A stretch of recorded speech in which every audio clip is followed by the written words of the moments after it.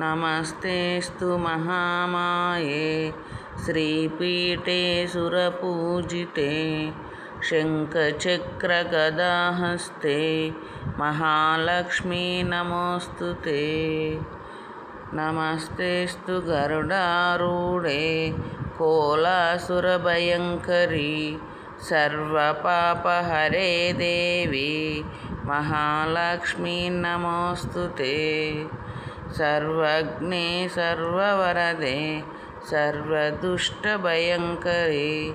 सर्वदुःखहरे देवी महालक्ष्मी नमोऽस्तुते।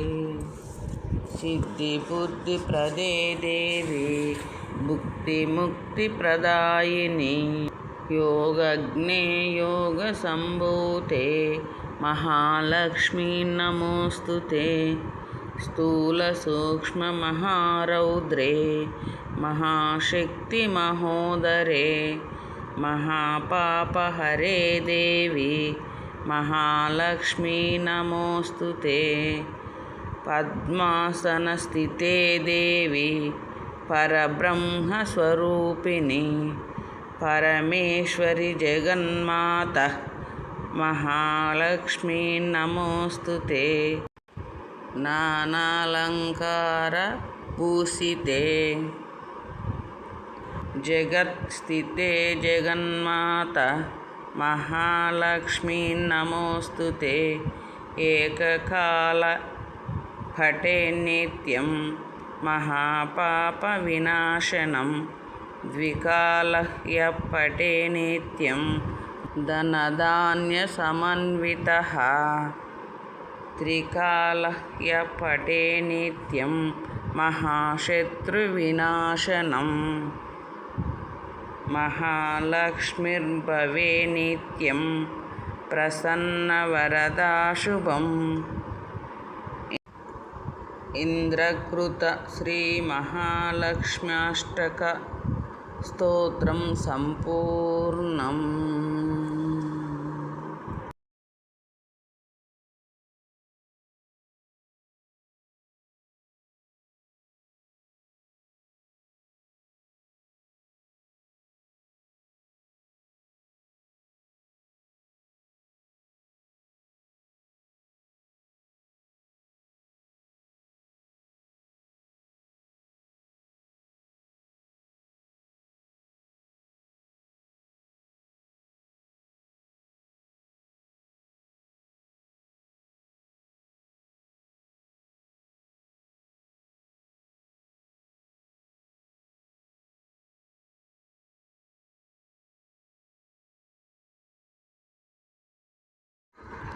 नमस्ते वासवी देवी नमस्ते विश्वपावनी नमस्ते व्रतसंनन्दा नमस्ते भक्तरञ्जनी नमस्ते योगसंयुक्ता वनिकन्या नमो नमः।